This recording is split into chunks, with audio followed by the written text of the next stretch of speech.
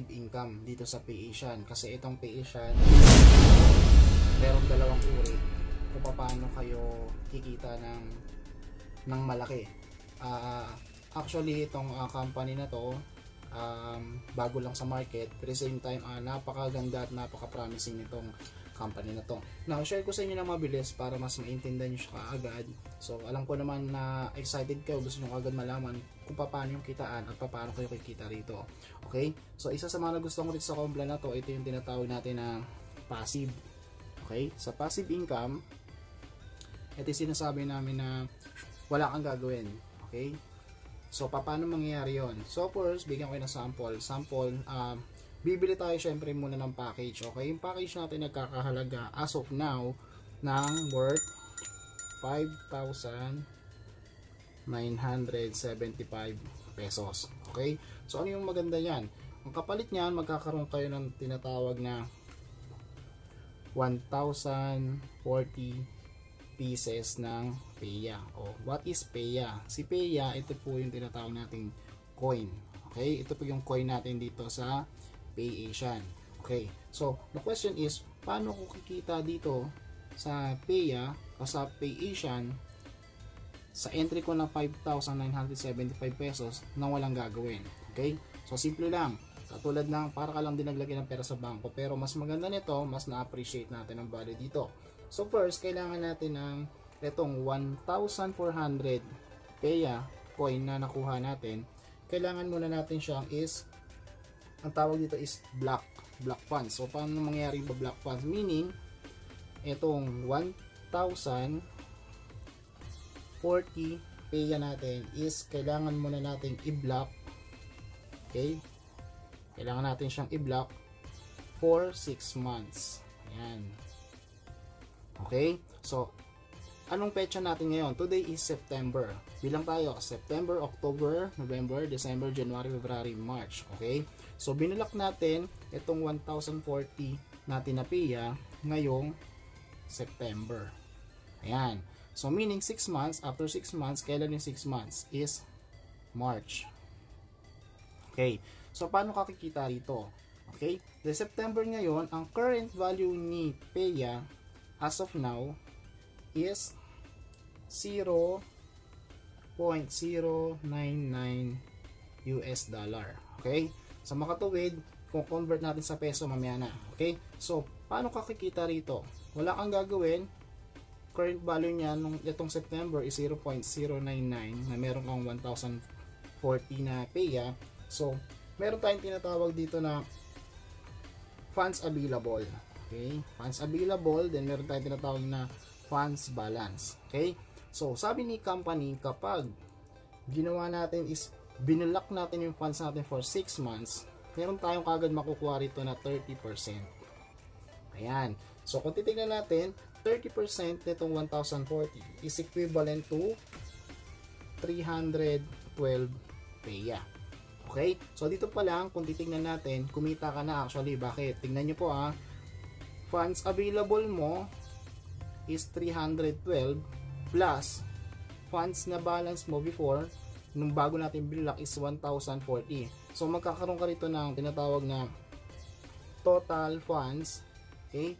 Ang total funds mo dyan is 1,352 Peya. Okay. Question, sir, paano kikita? After 6 months. Okay? After 6 months, yung Peya mo na block, okay, for 6 months, aakyat siya dito sa tinatawag nating funds available. So, pag pinagsama natin yung dalawa, ito yung magiging total ng Peya mo after 6 months. Okay? After 6 months, ito na yung total Peya mo. The question is, magkano na yung value nito? Kaya nasabi natin, hinayaan mo lang siya for 6 months dahil September. By March, magkano na kaya ang current value niya? So, hindi ako magiging sa pricing. Okay? Sabihin natin nag $1. Yan, 1 US dollars. Okay? Sa katunayan, itong $1 na to is tawag nito, hindi ko masyadong inano yung value para hindi ka masyadong ma-hype. Ang akin na is maging practical. Pero may good news tayo na darating by this coming September 30. Pupunta yung mga leaders and grand uplights natin sa Dubai para i-launch itong sinasabi nilang 21 million gateways. Okay?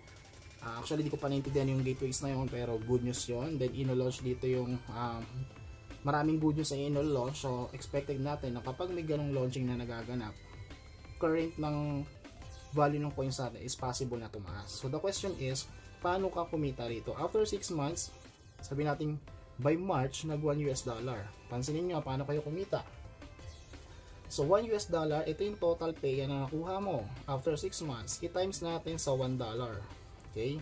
Kasi ito yun na yung current value niya, $1. So, $1 times 1,332, that is 1,352 US dollars. Okay, kung convert natin sa peso, i-times na lang natin sa 50 para mas mabilis nyo siyang ma-compute. Okay, that is, magkano yan? That is 67,600 pesos. Ito na yung kinita nung pera mo after 6 months. Okay? Pansinin mo, 67,000 tas ang puhunan mo lang is ito. So, dito papasok yung sa tinatawag natin na passive income na may tinatawag na block funds for 6 months. The question is, paano ka kikita rito ng malaki?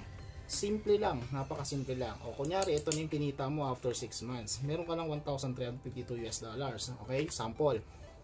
Paano kung kunyari, katulad niyan, kung kumakain ka pa naman o meron ka pang panggastos, paano ka kita ng malaki? Ang gagawin natin, same as usual. Iba-block ulit natin yung funds natin na 1,000. Tingnan nyo po 1,352 peya. Okay?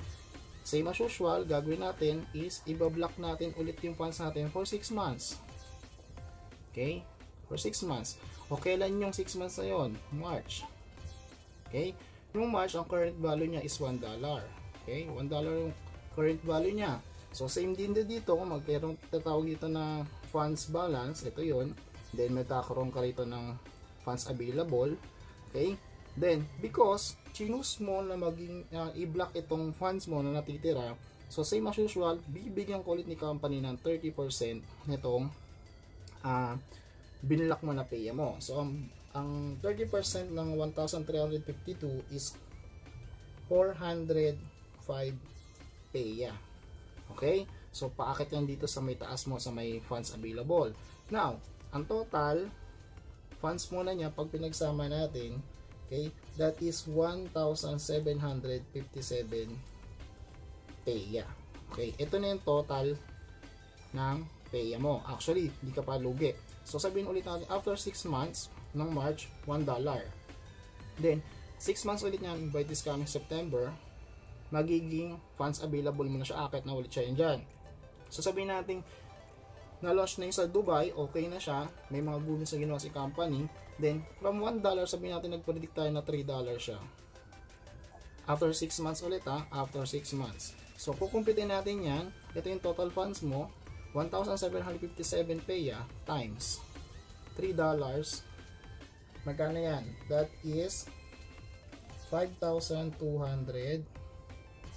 okay, 5,271 peya. Okay? Ito na yung pera mo. Pero that is, nasa ano na yan nasa USD. So, para makuha natin kung magkano siya sa peso times 50 na lang ulit, that is 263,350 pesos. Pansinin mo ito lang yung naging puhunan mo, 5,975. After 6 months, kumita ka nito. Then, after 6 months ulit, niroll mo lang siya, kumita ka ng ganito. So, ano yung sikreto? Paano kakikita ng malaki rito? Simple lang. Kung buhay ka pa naman, kung kumakain ka pa naman, or meron ka pa ng panggastos, ang gagawin mo lang lagi dito sa nakukuha mong peya is to reblock. Ayan.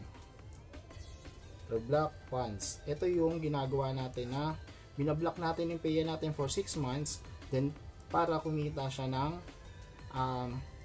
amount after 6 months. Ito yung mabilis na explanation kung paano kikita rito sa passive income dito sa PayAsian. This is passive. This is example lang, Sample. So, yung value ng peya is magba-vary, and even the package, okay, magbabago yan, even yung peya na makukuha natin, every time na tumataas yung pay natin. As of now, September, ang current value ng pay natin 0.99 US dollars. Okay? As of now. So, possible yan tumaas each week o kada araw kasi hindi lang po tayo yung gumagamit o bumibili ng paya dito sa Pilipinas. Kasi nga, Pay Asian, buong Asia bumibili nito. Okay? So, next video ko, share ko naman sa inyo kung paano nyo mapaparami itong paya nyo. Okay? Through active income naman. Ito yung maganda kung wala ka masyadong capital dito panglagay, okay, I suggest na gawin natin yung active income para dumagdag yung na-accumulate natin na paya at then magamit natin siya for the long term at kumita tayo ng malaki.